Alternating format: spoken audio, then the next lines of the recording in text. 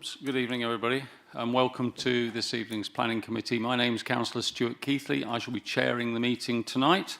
Before I start, there's a little bit of housekeeping. There's no fire alarms testing tonight, so if the fire bell does go, we do have to get out, and we'll go back out through reception and just meet across the road at the windmill until it's safe to come back in, okay? These meetings are live streamed. They're meetings held in public. They're not public meetings. Members and those registered to speak, will you please remember to speak directly into your microphones so that we can pick up what you say. Thank you. So, first thing is to introduce the top table. With me tonight on my far right is Olivia Quinn from Democratic Services. Amy Shipley's our legal advisor this evening. Emily Napier is our planning officer, senior planning officer. And Joe Brooks is a planning officer who's going to present this evening. Emily, I think you have a statement you'd like to read out, please, about your role. Thank you. My role tonight is to provide impartial advice to committee members and to assist members in their decision taking. Right, thank you, Emily. I can move on to the agenda.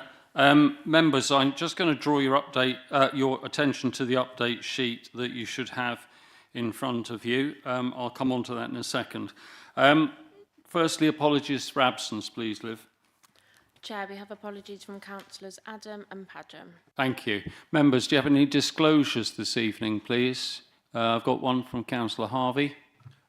Thanks, Chairman. I declare that I have visited both sites in relation to the applications in front of us this evening. I did not get out of my car. I didn't talk to anybody. I was very much just looking and seeing. Okay, thank you. Anybody else? Councillor Passingham. I'm a ward member for the first application, but it's been withdrawn, so I don't know. Well, I'm going to come on to that, but you're a ward member for the first application. Okay, thank you for that. Any further declarations? I've got one myself. I visited site as well, same as Councillor Harvey, in Priors Hardwick, just to understand the context, and I did so from the public highway, and keep an open mind. Anybody else? Okay, thanks for that. So the next thing is just to update you on the agenda. I think we do have a change because the first application, 2501153 outline, that's at Springfield Farm Rise, I think it's Shipston. That application has been delegated for approval by officers. There were no registered speakers on the application. The town council and ward member had not registered to speak, and the applicant decided to withdraw their request to speak as well, so we could delegate the decision to head of development, which means we do only have one item on the agenda. First of all, I'd like to look at the minutes of the previous meeting that was held on the 8th of October. Hope you've all had a chance to look at those minutes. Can I take a show of hands that you're quite happy with those minutes? Yes, Councillor Harvey. Can I draw your attention to minute 263? Yes. Last paragraph. I think the words disclosed that have been repeated. First line. Disclosed, that disclosed. Oh, so that little typo. Correct. Thank you. So we'll just correct that, please, Olivia. Anything else? No? Okay, in which case, show of hands for those minutes with that typographical error correct. Thank you very much. Okay, so we're on to the planning agenda then proper, and we're going to hear application 2500709 FUL, that's Ironstone Church End, Priors Hardwick, Southam. So in connection with boundary treatment landscaping works. There are some people registered to speak on this. After we've had the presentation by the case officer, I'll invite the speakers up to the desk and I'll explain what we're going to do about your representations. So, Joe, if you'd like to take us through the application, please, when you're ready. Thank you, Chair. Let me just set everything up.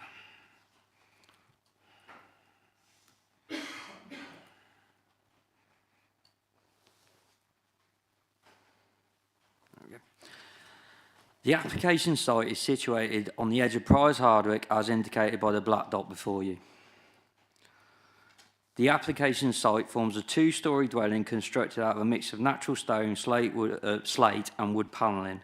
This will be shown later on in the photographs. What I would also recommend of taking note is the fact that Priors Hardwick Conservation Area, you can see by my cursor, is situated within the purple boundary. So the site itself and the proposal is outside but adjacent to the conservation area.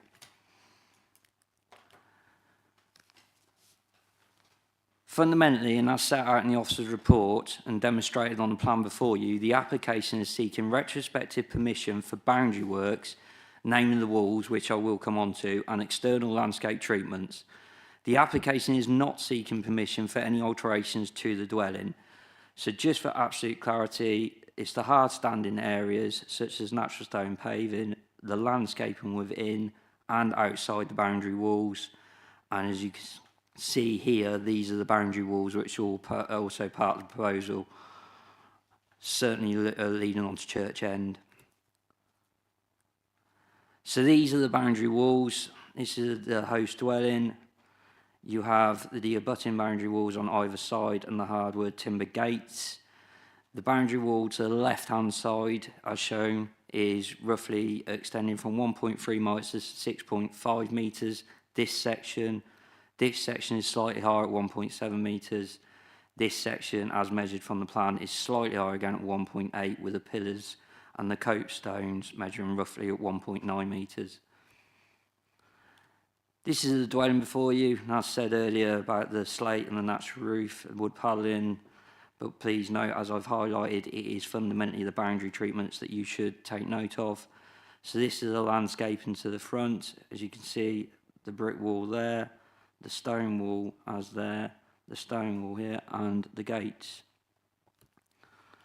This gives you some more in context. Obviously the brick walling first, then onto the highway, and the stone walling. This is just taken another scene of it. It pretty much shows it in a lighter and on the street scene.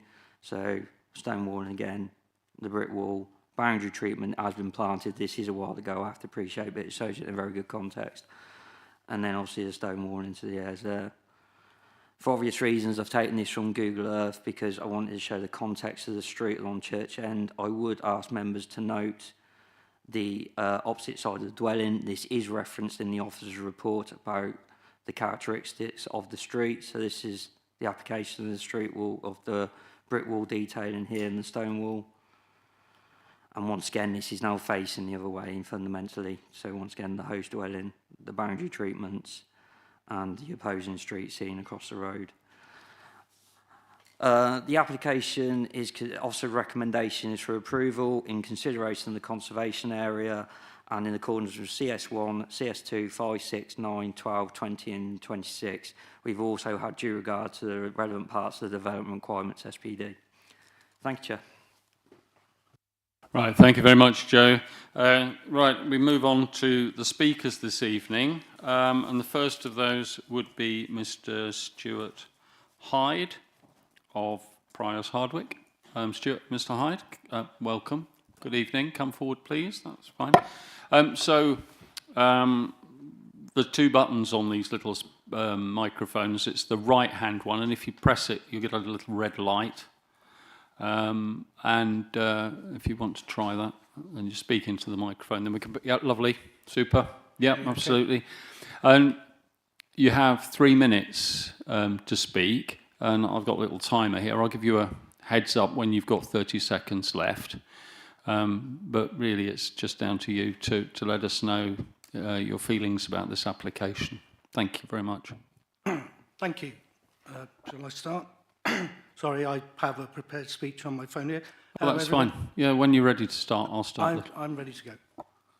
Hello there, I'm Stuart Hyde from Priors Hardwick. I'm here on behalf and in the absence of the chair of the Priors Hardwick parish meeting and making representation in her absence.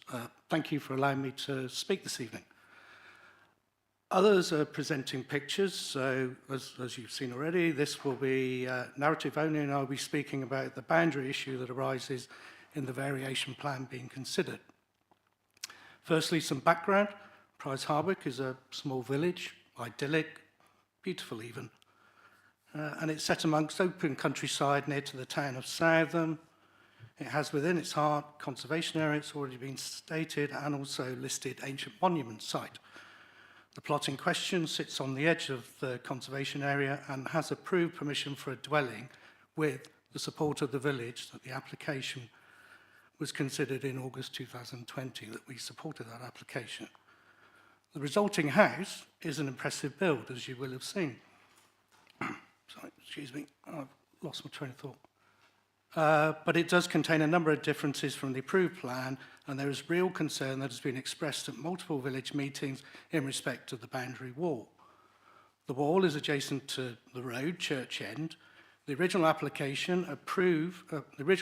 application included a landscaping plan of natural native planting as existed there already, and is consistent with treatments throughout the village and the conservation area. The meeting supported this, the village meeting, that is. The built finish, though, including this variation, is the high brick wall along the majority of the road boundary, with the remainder being the house and the entrance gates for the driveway.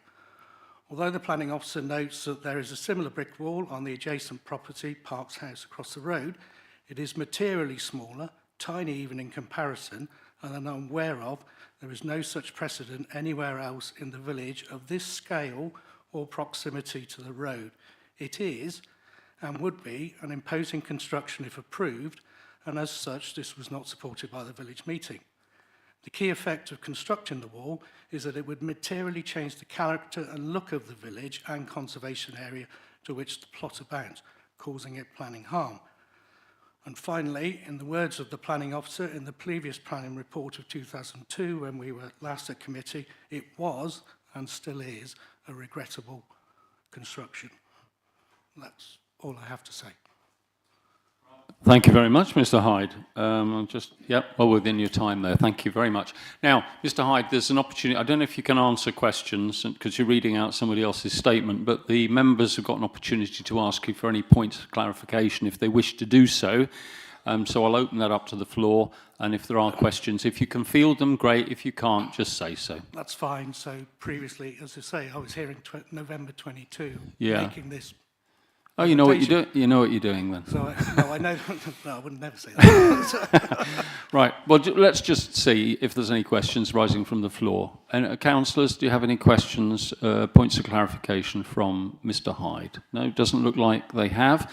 So I think you've given a very good explanation of your concerns about this wall. So thank you very much for that. And we'll move on to the next speaker. Thank you. Thank you. So we've now got Mr. David Postins, is that right? Postins? Oh, good evening, Mr. Postins. Come forward. And you're the agent for the applicant, I understand. Is that right? Yeah, so same for you. So the right-hand button, Mr. Postins, when you're ready. And likewise, 3 minutes. And if you're running a bit over, I'll give you a shout, okay? So when you're ready, just start. Good evening, everybody. Yeah, I'd just like to recap on the 2022 application, which was also brought to committee. What I would really like this committee to do is to determine this application on its planning merits and whether it accords with planning policy or not. Mr. Brooks has told us that it does accord with planning policy, his opinion, and his manager, their opinion, and the planning officer that dealt with it previously all determined that it was in accordance with planning policy. That stands for this application. That also stood for the 2022 application, where it was also recommended for approval. So a planning officer and a planning manager, so that's 4 members of Stratford's own planning department, have determined that these garden walls are in accordance with policy. I accept that it's never ideal for retrospective, but that, that mechanism does exist for a reason. The walls weren't built. I was the agent. I did work on the application, but the applicant didn't take any advice from us at the time. He just built them and then came and asked us to get permission for them when people didn't like them. So my first point is I would really like planning policy to be the primary decision-making process. The other thing I would say is that these walls, whilst they They are visible from the street scene. They don't really affect anybody else. The only people that they do affect are the applicants because they secure their garden. The hedge that was permitted on the original application, it was called a hedge, but it was actually a ragtag collection of self-set trees, which it wasn't a manicured, regularly flailed, what we would expect from a natural hedge. It was something of a mess. So it would never have constructed an adequate boundary without years of maturing, and the applicant was very keen to secure his property because he's got young children. Anyway, he was a bit naive. I accept that. He accepts that. But, we are where we are now. And I just, the opinions that we've heard, they are opinions. My opinion is I think they look really good. When you look at the street scene and when you look at the house opposite, they do mirror Park's house. They do create a gateway into the village. That is my opinion. Mine's no more or less valid than anybody else's.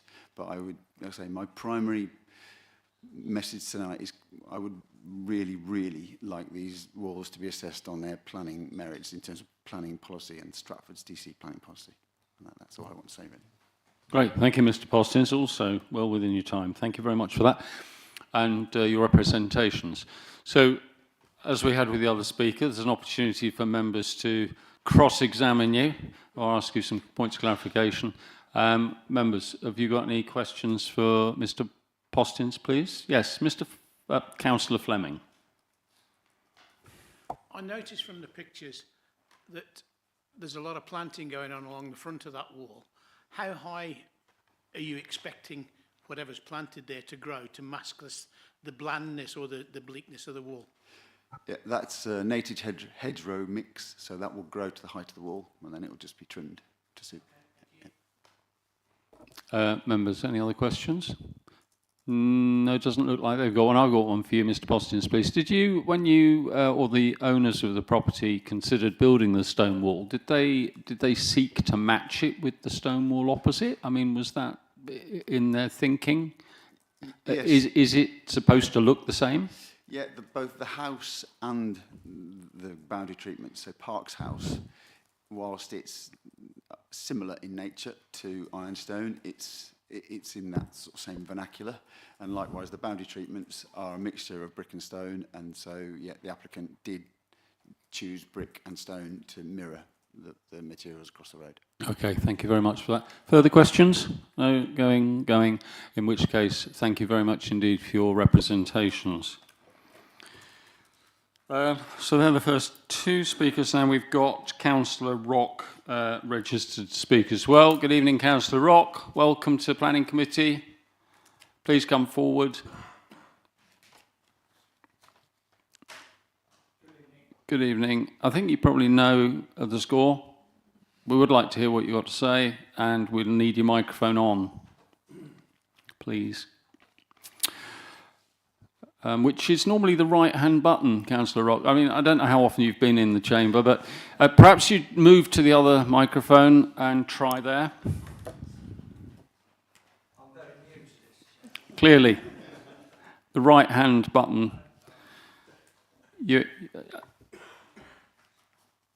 And you have exactly 5 minutes. There we go. Hi. I'll start the clock now, shall I? Yes, as a learner, I don't know how to use the equipment. Thank you very much and good evening. As you'll see, I've got some slides. Oh, the officer's got them up. As you'll see from the planning report, a number of diversions from the approved plans and normal planning process have been made in the history. Firstly, on the turning layout. This had been used to access a nominally separate added building, which had been used as a garage in contravention of the approval, which was for a stable. The planning inspector required its use to be returned to equine purposes, to that expressly permitted and conditioned, and the drive then segregated. If the convoluted turning diagrams are okay with experts, presumably there's nothing more to be said. So we've got the slide there. The matter of controversy is the high walls to the front and side of the property. I hope you've read my comments in the report on page 27. You will also see that on page 29 that this committee refused the application previously. Nothing has changed since then. I suggest we need to be consistent. Priors Hardwick is an exceptionally picturesque, almost a picture postcard village. At the committee last time, as has been pointed out, the officer said it was regrettable to be replacing the hedge that was approved with walls. On page 32, this officer quotes from the Conservation Area Review. I would add that the Conservation Area Review goes on to say on its next page, the margins are defined by hedges of a variety of species at the front boundaries of properties and by low stone walls. Nothing is there about long, high, reclaimed brick walls. Right slide there. The application for the house included these pictures showing the original hedges compared with other features in the conservation area, making the case for permitting the house in this context. The approved design illustrated a carefully thought out hedge with native species following the line of the road. Could I have slide 3, please? I wasn't thinking of that one, but never mind, I'll carry on. What we have, however, is instead of a natural hedge, are 3 sections of high walls, part brick, part stone, that's the right one, fronting onto the highway. Could I have the next slide, please, which is the plans. The top plan is the approved line of the hedge, and the lower one, what we have now. The long wall that has been built to the south has a corner protruding further out in plan view than the sort of chamfered line of the hedge originally proposed. Go to the next slide, please. This is undoubtedly a fine house and commands the entrance to the village, but these added walls, totaling 51 metres in length, are unlike any other feature in the conservation area, as the review describes it, where the other boundaries are hedges or a few low walls, mostly stone.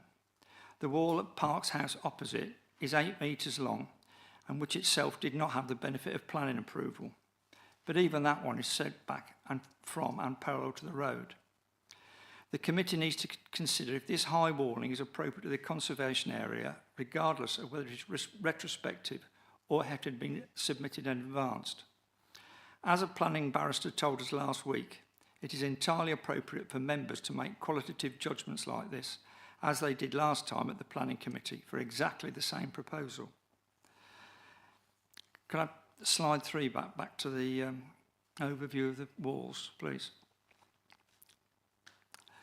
Elsewhere, planning inspectors have taken a view that unduly dominant boundary treatments constitute harm when they are incongruous and detract from the qualities of the conservation area that this wall is the boundary to. Surely a modification to a low wall could easily be achieved even at this late stage. That would be accordance with the SPD, the conservation area, and probably would be permitted development. We would not normally allow high walls fronting onto highways anywhere, let alone forming the edge of the conservation area. I think 30 seconds to go now, Councillor Rock. I think you should simply repeat the refusal from last time as it is set out and worded on page 29. Nothing has changed. Thank you, Chair. Thank you, Councillor Rock. Super. Right. Members, do you have any questions for Councillor Rock, please?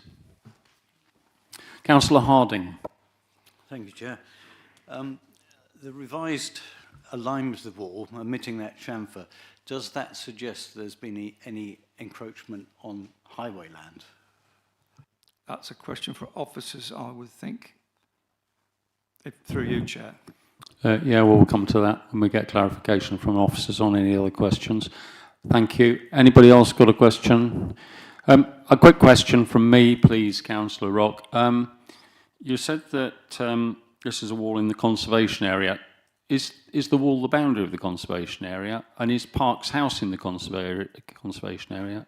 Well, Can you explain? I believe it's the boundary, but again, that's a question for officers, I would suggest. It's Well, you clearly you know Price Hardwick very well. You probably came here to talk last time when this was under consideration. So, do you know yourself if it's yes, in? Yes, it is the boundary of the conservation. You think it is? Okay. I think the officer said that at the beginning. We can ask the officers. Thank you very much, Councillor Rock, for your representations. Thank you. Okay, right. So, members, we move on to the point in the meeting where we can ask for points of clarification from the planning officers. Has anyone any questions? Yes, Councillor Hencher-Seraphin, please. Yeah, thank you. Yeah. What has changed since the last time it was refused for the officers to change their mind? Firstly, I should highlight it was members' refusal, so officers technically haven't changed their mind. In essence, what has changed is the red line boundary has come out, so that means the planting elements that are in front of you could be conditioned and in accordance with the scheme plans before they were outside the red line boundary, and we didn't have evidence that they could be enforced. At the minute, it looks like that element can be now conditioned and enforced if necessary. Thank you. Further questions for the planning officers? Councillor Harvey. Thank you, Chairman. There's reference has been made to the wall across the street, and that I can't remember who actually said it, but the accusation seemed to be that that wall was built without planning consent. Two questions, I suppose. What's the status of that wall in Parked House? And if it was built without consent, has enforcement action been taken? And the reason for asking that question is because that's a comparator wall within the conservation area, which I think is a material factor when we weigh things up. So firstly, let me get that up. You're absolutely correct that it's a material factor in weighing things up. It's one reason that myself and other officers have recommended approval. In terms of planning permission, it's correct in essence that we don't have any application or law development certificate confirming that planning permission was granted. However, there is no enforcement action. So fundamentally, there is a wall there that forms the context of the street scene. There is no reason at all to regard it as being unlawful or unpermitted. It would be an enforcement issue to raise that, and there is no such enforcement issue. Good, thank you for that question. Councillor Harding. Thank you. Bit of repetition here. Normally, when you consult the highways, Warwickshire County Council highways, you get a response from the development regulation section rather than from the highway extents section. Did you get any response from highway extents, and is there any suggestion that there has been encroachment on highway land here? So firstly, we got a response from the highways officer, which was with the correct procedure because there's statutory consultation. Secondly, there is possible encroachment onto the land. However, they've served notice, it's in the red line boundary, and if highways want to raise it as a civil matter, it's at the highways authority. The fundamental thing to this is highways were consulted and offered no objection, so all statutory procedures were followed. Thank you, members. Further questions? Can I ask a question at this point? Could I ask you the question that I asked Councillor Rock about the conservation area boundary, please? Can you clarify where it is, Joe, for us? So going back to the first plan, as you can see by the purple line, this is the conservation area boundary within, unfortunately the cursor's not fantastic, within that area. So where you see the listed buildings such as the church, they're all within the conservation area. So the host dwelling, ironstone, and the walls and everything else is on the boundary of it. So all these dwellings are outside. Thank you, Joe. And does that mean that Park's house, which is opposite, is fully within the conservation area? Yeah, it certainly does. Thank you very much. Members, further questions?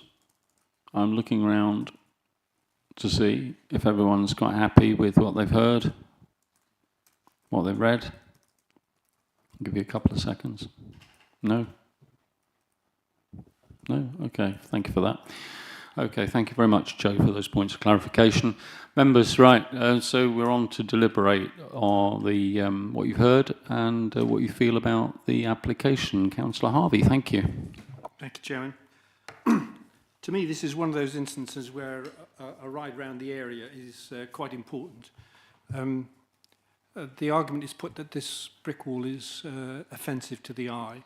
On my reading, the most offensive brick wall in this village is at the other end of Church Road, Church End, which is a gable end of a house. And so, to me, the argument that this is offensive because it's a brick wall. Well, if it is, it's not the worst one in the village at all. The second thing I'd say is that the other advantage of a trip out was to see the boundary in its current state. The pictures that we've been shown show it naked, effectively, of its hedging. The hedging that is there now isn't as bushy and full as across the road at Parks House, but it's getting there. So in that sense, the visual impression we've been given is not accurate to what's on the ground at the moment. From my point of view, this wall mirrors the wall on Parks House. It's longer, fine, but it's of the same proportions. It's got a hedge in front of it. In the fullness of time, it is totally easy to see that this wall will be predominantly masked by a hedge. That's the conclusion that the officers have come to. That's the conclusion I've come to. So I'm more than happy to recommend, to propose that we accept the officers' recommendation and grant, and I propose. And I look for a seconder. Yeah, thank you very much, Councillor Harvey. Can you just clarify that as you make that proposal, it's in accordance with the recommendation and the conditions that are set out by the officers, 1 to 10? Naturally, Chairman. Thank you very much. Councillor Parry, you wish to speak?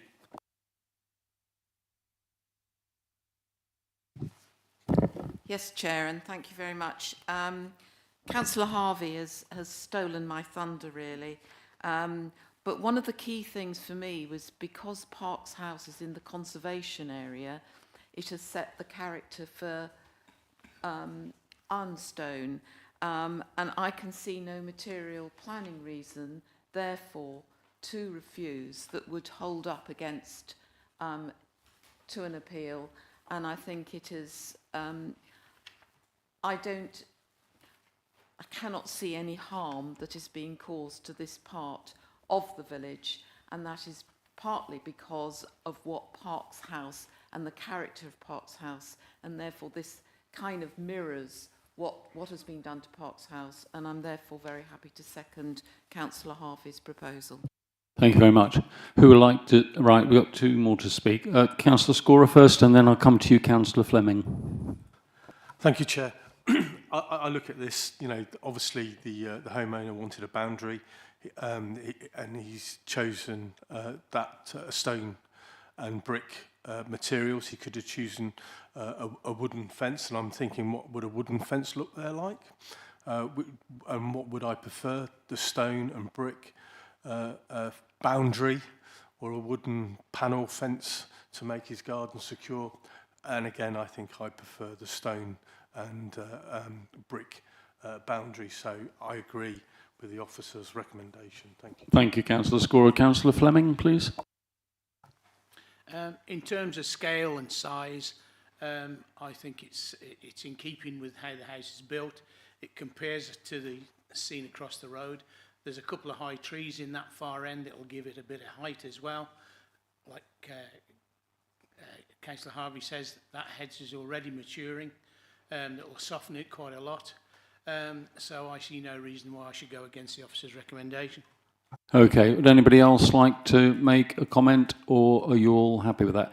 In which case, I can just conclude, bring together that we've got a proposal from Councillor Harvey to grant in accordance with the recommendation of the officers, in accordance with the 10 conditions set out, and that's seconded by Councillor Parry. So this, if I could put that to a vote, please, that proposal and that second. All those in favour, if you show your cards. That's unanimous, Chair. Thank you very much. In which case, Council or Committee resolves to grant application 2500709 FUL Ironstone Church End Priors Hardwick in accordance with the recommendation of the Planning Officer and the conditions set out in the report. Thank you very much, Committee. So that's that application. And then somewhere in here is the agenda again, to see if there's anything else on the agenda. Right, there's nothing else other than urgent business. Olivia, do we have any urgent business? No, Chair. Okay, well, thank you very much, members, in which case I will close the committee meeting. Thank you for your attendance, and thanks to all those that spoke this evening to help us with those determination. Thank you.